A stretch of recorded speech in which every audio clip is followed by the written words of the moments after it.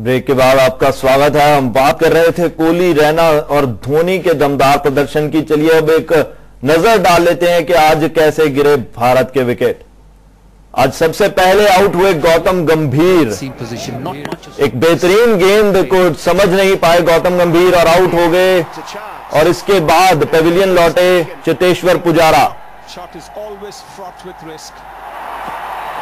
पुजारा के बाद सहवाग आउट हुए।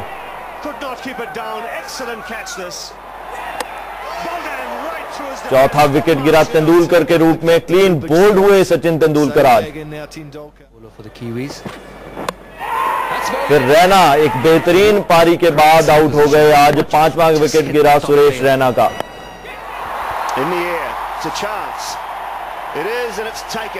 Playing the hook shot is always fraught with risk. Goes again, taken. चलिए सुशील जी से चर्चा जारी रखते हैं। सुशील जी, आपसे पूछना चाहूंगा कि जिस तरह से आज 4 विकेट गिरने के बाद सुरेश रैना और विराट कोहली ने भारतीय पारी को संभाला, काबिले तारीफ था। बिल्कुल काबिले तारीफ था। मुझे इस बात की खुशी है कि ये जो दोनों खिलाड़ी हैं, अभी तक हम ये मान के चल रहे थे कि वनडे फॉर्मेट के खिलाड़ी हैं, बिल्कुल खेलते भी तेज हैं और माना जाता है कि टेस्ट क्रिकेट में स्टेइंग पावर होनी चाहिए, ऑक्यूपेंसी ऑफ द क्रीज जिसे हम बोलते हैं।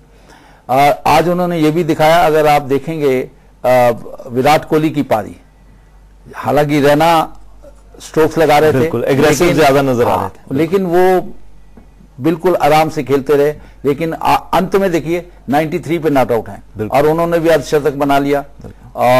रैना की खुशकिस्मती रही कि जब वो उनको स्टंप आउट का चांस हुआ तो बॉलर का नो बॉल हो गया।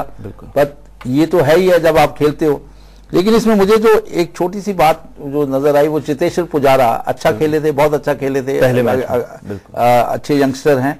और ये इन लोगों ने, इसने पहले मैच में 170 के करीब रन बनाए और आज जब हुक शॉट, मतलब उस वक्त मैं समझता हूं कि इनिंग्स में बहुत जल्दी खेल गए और फील्डर को उन्होंने देखा नहीं और उसके ऊपर उनको अपना विकेट गंवाना पड़ा। बिल्कुल सही कहा। लेकिन जो जिस तरह से अपने ओपनिंग बैट्समैन गंभीर आउट हुए हैं, तो शोल्डर आर्म उनको तो उन्होंने छोड़ दिया कि बॉल बाहर जाएगी, बॉल अंदर की तरफ आई, आप देख सकते हैं, और उसके अंदर में वो इस तरह से क्लीन बोल्ड हो गए। और जो हमारे मास्टर सचिन है, जो कि he is master of all strokes, पर आज today he played all over the ball and he was completely beaten, which we call beaten all ends up and bowled neck and crop. And sir, इसी बीच हमारे साथ एक collar जुड़ रहे हैं। जी, अपना नाम बताइए और अपना सवाल पूछिए आप। वैसे जी, अपना सवाल पूछ सकते हैं आप। सर, मैं पूछना चाहता हूँ थोड़ा हटके, मतलब जो T20 वर्ल्ड कप के लिए सिलेक्शन हुई है। जी बिल्कुल सर, उसमें रोहित शर्मा को लिया गया है और वो डच के रिकॉर्ड पर रिकॉर्ड बना रहे हैं और फिर भी उन्हें टीम में रखा जा रहा है। सर, इसका कारण क्या है? जी बिल्कुल, आप क्या जवाब देना चाहेंगे इस सवाल? देखिए, मैं आपको एक बात आपसे शेयर करना चाहता हूं कि जो हिंदुस्तान के कप्तान हैं महेंद्र सिंह धोनी, वो टैलेंटेड खिलाड़ियों को बहुत लंबे अरसे तक देखना चाहते हैं। अगर आप देखेंगे कि डोमेस्टिक क्रिकेट में रोहित शर्मा ने बहुत ही लंबे रन बनाए हैं, लेकिन किसी वजह से वो पीछे कुछ रन नहीं बना सके। और कप्तान का जो, मैं जैसे उनको पर्सनली भी जानता हूं कि वो उनकी सोच ये रहती है कि जो यंगस्टर है, अगर उसको चांस मिलेगा तो वो कभी भी क्लिक कर सकता है। तो ये उनकी सोच है, उनका फेथ है अपने यंग खिलाड़ियों में। रोहित शर्मा एक यंग खिलाड़ी हैं, बॉम्बे की तरफ से भी खेलते हैं और बहुत अच्छा प्रदर्शन बहुत बार उन्होंने किया है। लेकिन अब अगर किसी वक्त कोई आदमी फेल हो जाता है, आपने देखा है कि बहुत बड़े बड़े खिलाड़ी फेल होते रहे हैं। वीरेंद्र सहवाग भी कई बार फेल हुए, लेकिन उन्होंने 2 ट्रिपल सेंचुरीज भी टेस्ट मैच में लगा रखी हैं। तो इसलिए ये फेथ है कैप्टन का, तो इसमें कोई चर्च की बात नहीं। सुशील जी, एक और कॉलर हमारे साथ जुड़ रहे हैं। जी, अपना नाम बताइए और अपना सवाल पूछिए। सर, मैं श्रीनगर से मुसैब बोल रहा हूँ। जी, अपना सवाल पूछ सकते हैं आप। मेरा सवाल ये है, हेलो जी, आप पूछ सकते हैं अपना सवाल, हम सुन पा रहे हैं आपको। प्रवीण कुमार को क्यों नहीं खिलाया गया? प्रवीण कुमार को क्यों नहीं खिलाया गया? हालांकि मुझे लगता है कि शायद वो इंजरी से इस समय जूझ रहे हैं और इसलिए टीम प्रवीण कुमार अभी पूरी तरह से फिट भी नहीं है। और आपने देखा होगा कि प्रवीण कुमार जो है वनडे के खिलाड़ी हैं और वनडे के अंदर में उनको आप देखिएगा कि वो अगली जब मैचेस होंगे तो उसमें मेरे हिसाब से अगर वो फिट रहेंगे तो वो जरूर खेलेंगे।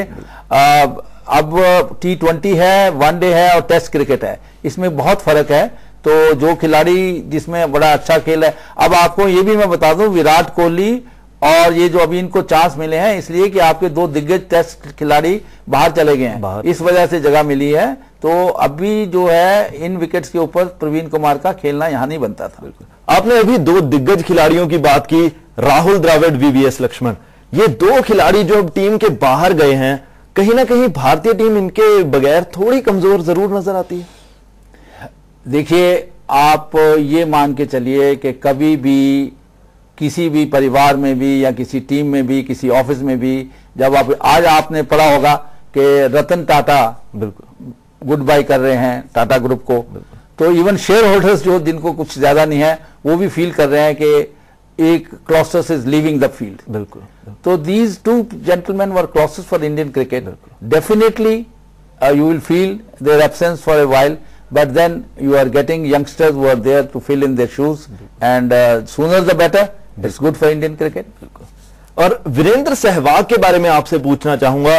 सहवाग ने हालांकि आज भी अच्छी पारी खेली, 40 के ऊपर रन बनाए, पहले टेस्ट में भी 40 के ऊपर रन बनाए थे, लेकिन जब एक बैट्समैन सेट हो जाता है, जब एक ओपनर अच्छी कंडीशंस में अपने आप को सेट कर लेता है, तो उससे उम्मीद की जाती है कि टेस्ट मैच में 100 के करीब रन बनाए या एक अच्छी पारी खेले, लेकिन लगता है कि थोड़े इर्रिस्पॉन्सिबल नजर आ रहे हैं वीरेंद्र सहवाग।